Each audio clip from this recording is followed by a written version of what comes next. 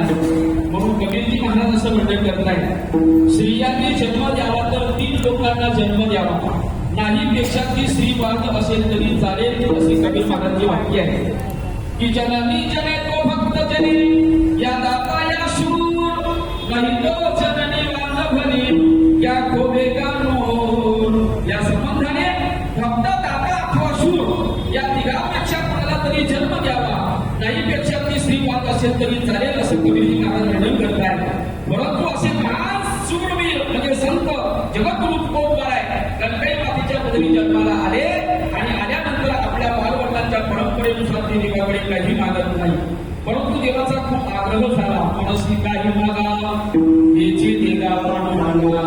देवाचा खूप आग्रह झाला, म्हणून जगद्गुरु तुकोबार देवाला म्हणताय, देवा माझी तर इच्छा नाही मागण्याची, परंतु तुम्ही आग्रह करीत आहात का, तर तुम्हाला मला द्यायचं असेल तर हेच द्या.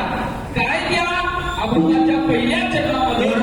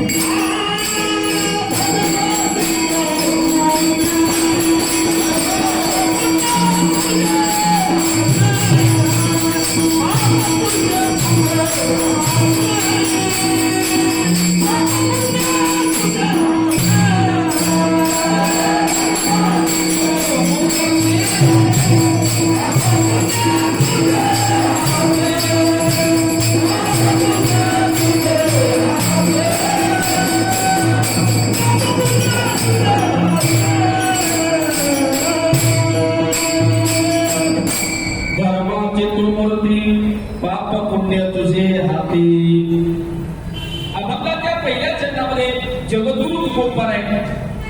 देवाकडे काही मागत नाही, देवाचा खूप आग्रह झाला, म्हणून तुकोबार देवाला म्हणतायत की हे देवा मला द्यायचं असेल तर हेच द्या.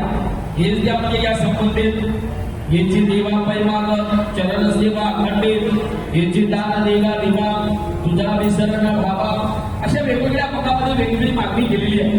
परंतु आजच्या पदामध्ये देवाकडे मागणी करत असताना जगद्गुरु तुकोबार देवाला म्हणताय देवा मला द्यायचं असेल तर हेच द्या, पण तू हेच द्या असं म्हणत असताना जगद्गुरु तुकोबार अत्यंत आर्ततेने देवाला सांगतायत की हे देवा धर्माची तू मूर्ती.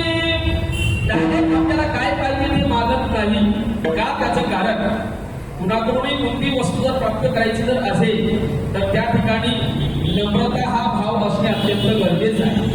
कारण जो समर्थ व्यक्ती आहे त्या समर्थ माणसाकडून जर आपल्याला काही प्राप्त करून जर घ्यायचं असेल तर त्या ठिकाणी गर्वपणा, अभिमानपणा, अहंकारपणा चालणार नाही, तर नम्रता धारण करावी लागेल.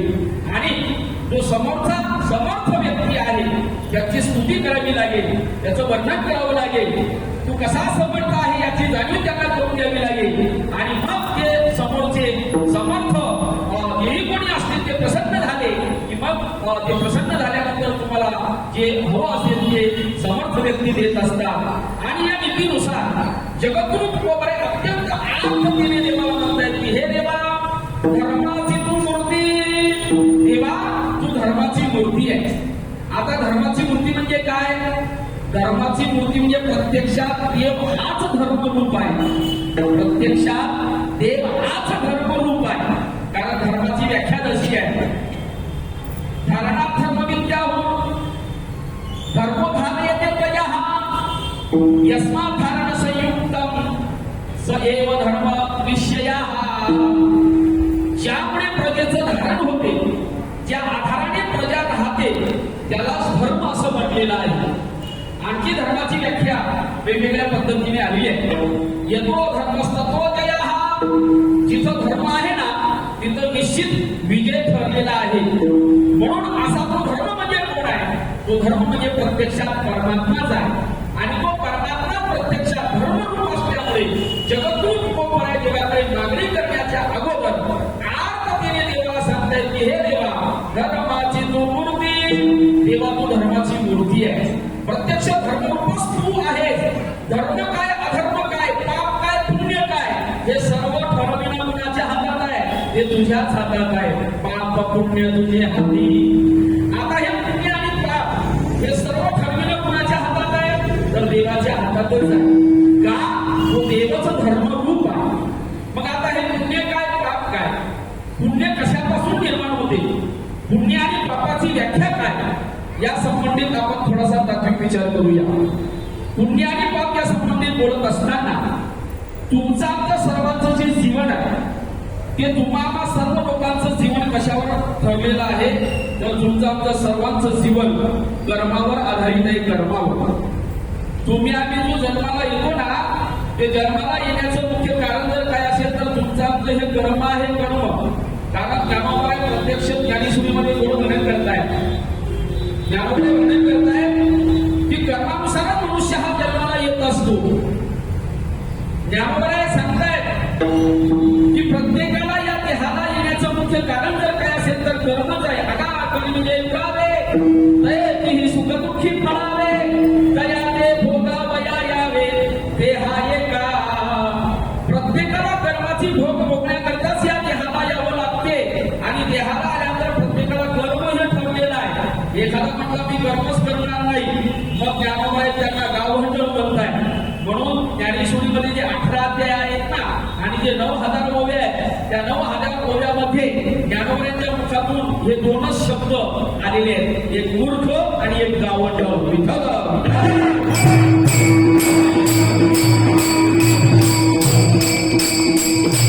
एखादा मनुष्य देहाला आला आणि तो जर म्हणत असेल तर मी कर्म करणार नाही, कर्म हे मला मान्य नाही, मी कर्माला मानू शकत नाही, तर ज्ञानोबा त्यांना मूर्ख म्हणजे गावंढ म्हणताय.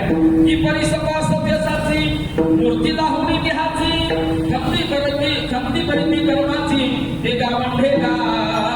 या संबंधाने या देहाला आल्यानंतर प्रत्येकाला कर्म हे ठरलेलं आहे. आणि कर्मानुसारच तुमचं आमचं सर्वांचं जीवनपट हे ठरलेलं आहे. त्याचं जसं कर्म असेल त्या कर्मानुसारच आपल्या जीवनामध्ये घडामोडी होत असतात. तुम्ही कितीही टाळा वाजवा, कितीही भजन करा, वरून कितीही अशा प्रकारे तुम्ही भक्तीचा वरपंगपणा करा, परंतु एवढं देवदेव करून परमार्थ करून भक्ती करूनही जर तुमच्या जीवनामध्ये दुःख जर येत असेल, समजावं अनंत जन्माचं तुमचं कर्म तिथं काहीतरी आडवं आलेलं आहे. कारण विद्यारण्य स्वामी पंचदशी नामक ग्रंथामध्ये एक दृष्टांत देत आहे की यथा धेनु सहस्रेषु, पंचदशी नामक ग्रंथामध्ये असं वर्णन करताय, ज्याप्रमाणे गायीचं जर मोठं कळप असेल त्यात जर आपण वासरू सोडलं तर तो वासरू गाईच्या कळपामध्ये आपल्या आईचा बरोबर शोध घेतो आणि तो दुग्धपान करतो. तद्वत तुम्ही आम्ही हजारो जन्म जरी घेतली तरी पण मात्र आपलं असलेलं जे कर्म आहे ते कर्म आपला बरोबर शोध घेतो आणि त्या कर्मानुसारच तुमच्या जीवनाची घडामोडी ठरलेली आहे. म्हणून असं कोणी म्हणू नये हे देवदेव करतात, परमार्थ करतात, भजन म्हणतात म्हणून हे सुखी आहेत, हा भ्रम काढून टाका. का? त्याचं कारण सर्वांचं जीवन कशावर आधारित आहे? कर्मावरच आधारित आहे. विचार